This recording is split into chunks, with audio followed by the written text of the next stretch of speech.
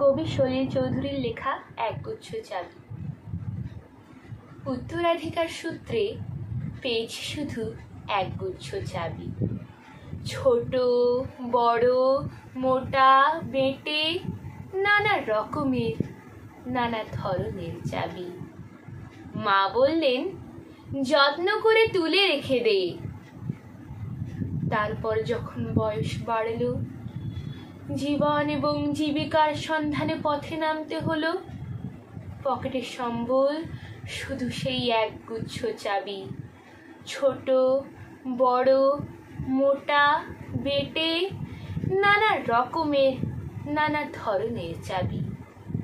কিন্তু যেখানেই যাই সামনে দেখি প্রকাণ্ড এক দরজা, আর তাতে ঝুলছে প্রকাণ্ড এক তালা।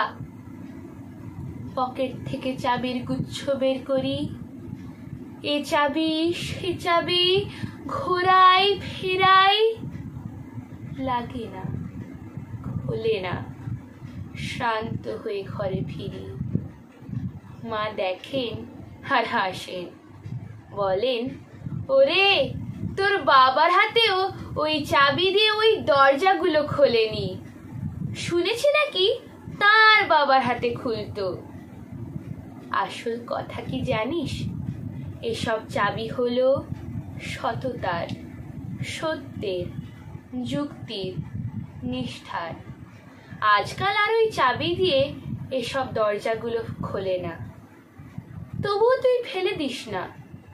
তুইও যখন চলে যাবি, তোর সন্তানদের হাতে দিয়ে যাস এসব চাবির গুচ্ছ। হয়তো তাদের হাতে, হয়তো কেন, নিশ্চয়ই তাদের হাতে একদিন ওই সব সততার, সত্যের, যুক্তির, নিষ্ঠার চাবি দিয়ে জীবনের বন্ধ দরজাগুলো খুলে যাবে, খুলে যাবেই। নমস্কার।